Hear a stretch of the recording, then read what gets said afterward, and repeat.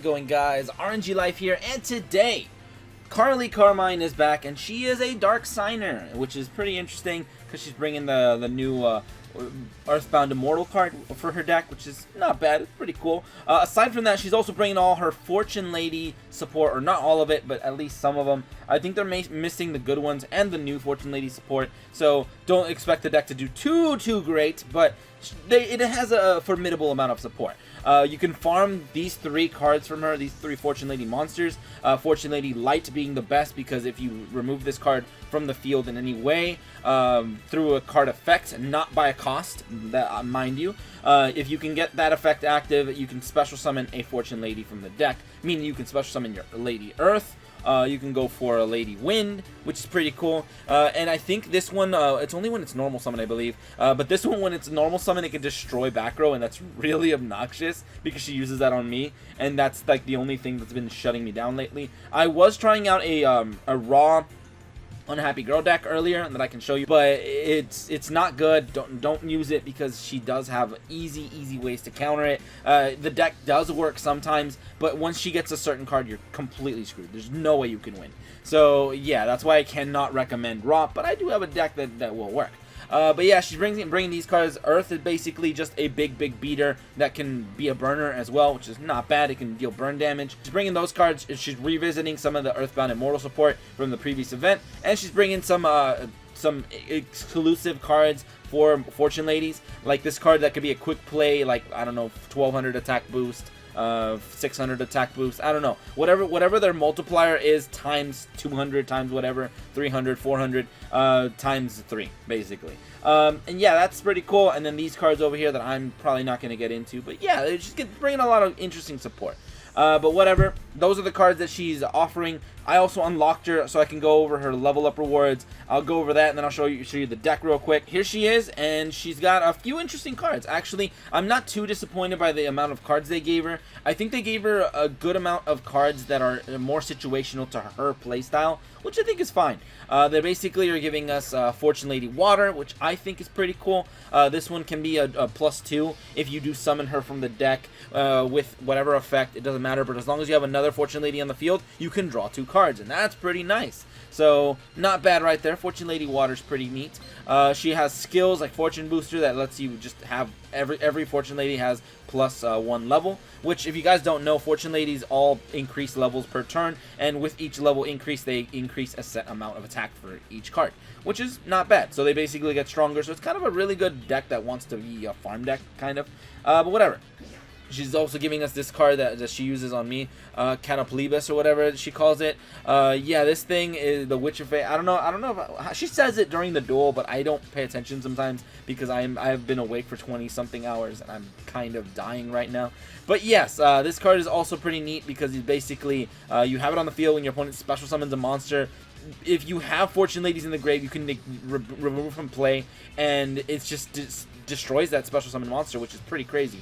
Now, it won't be able to shut down, like, what is it, Neos, because of his thing in the grave that he'll just negate instantly, or negate the destruction at least. So, rip. But it's still a pretty cool option. Like, it could shut down quite a few powerful things.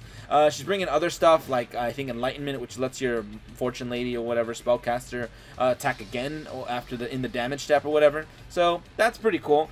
She's bringing more water. She's bringing more of this guy and more of that card. She's bringing some more generic kind of protection, which is alright. The only thing is I had to side something in because she uses this card on me, so I don't want her using this on me, so I had to change up my deck a little bit. I think there's better back row.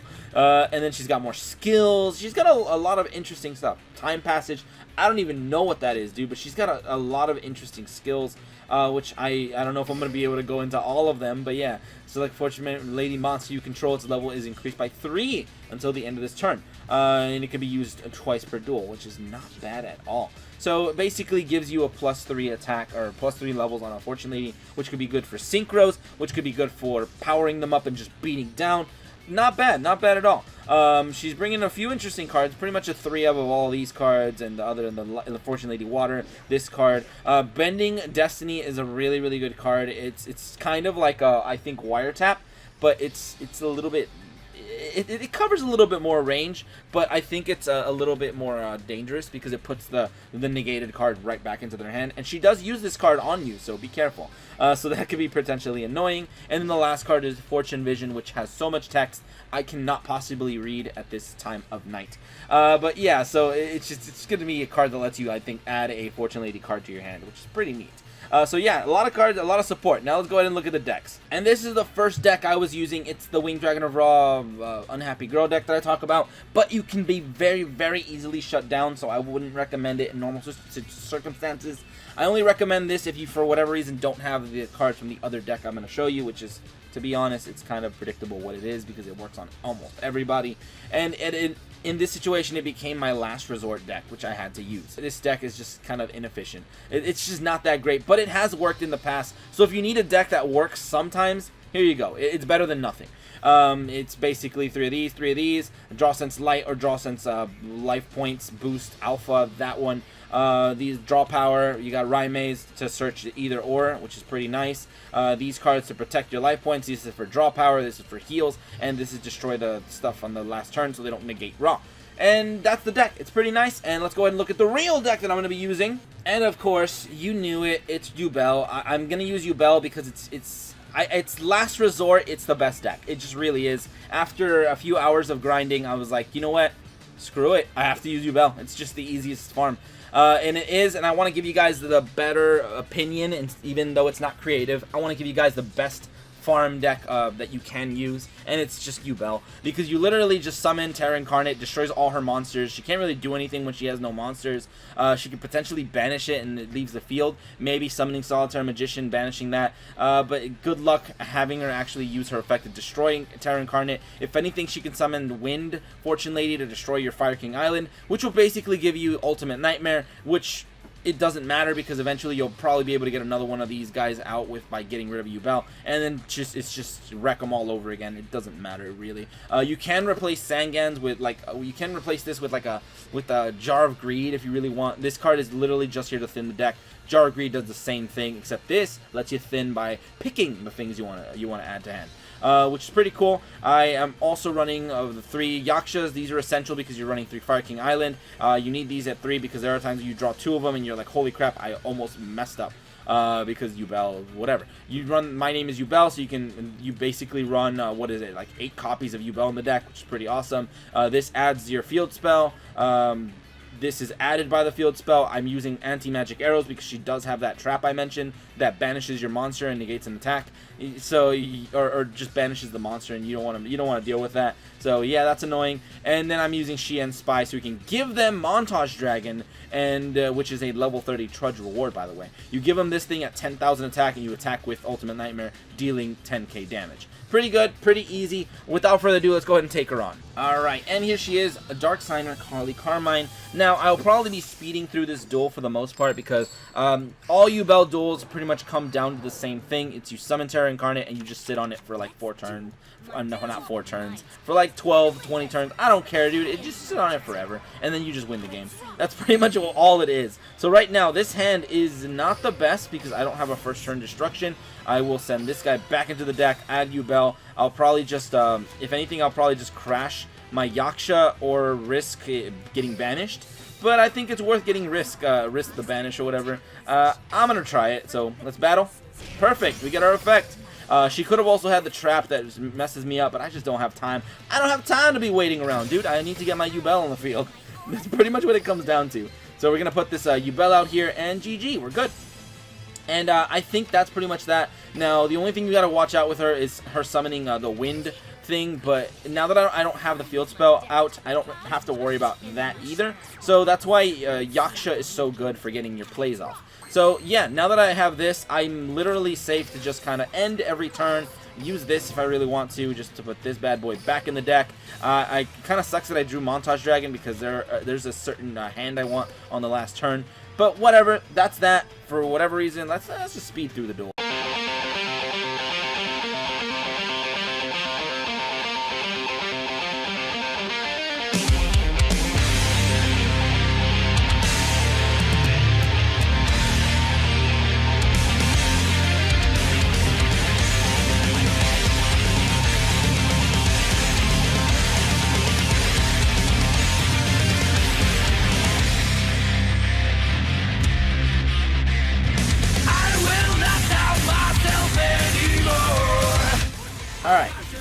was talking about earlier, she summons Wind, destroys your thing, then you have to do this play, and it kind of sucks because it gets rid of a thing, one of your field spells. So I already discarded one of the field spells, so now I can't just go all willy-nilly with how I play my things. But the benefit is I have Planet Pathfinder, so I can at least use this bad boy's effect.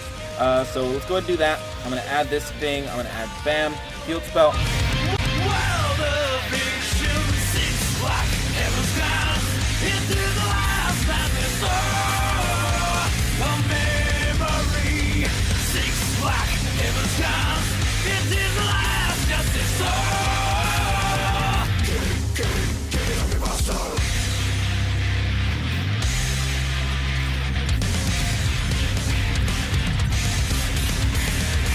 Alright, so we win. Basically what we do is we summon our big boy right now. So we do have the accurate amount of things in hand, I believe. So let's go ahead and activate our Montage Dragon. I already have this thing on the field, so it kind of like accelerated my deck in a certain way. So let's go ahead and throw that away, throw this away, and this, and let's go ahead and get you out. And now I'm going to use my Xian Spy, give it to my opponent so you can go ahead and have this. And now I'm good. Now I'm going to go ahead and enter battle. Use this card, say, hey, you can't activate things. I'm going to attack, and I'm going to attack right into that. Use my effect, and bam! That's a GG right there. Congratulations, we've dealt lethal.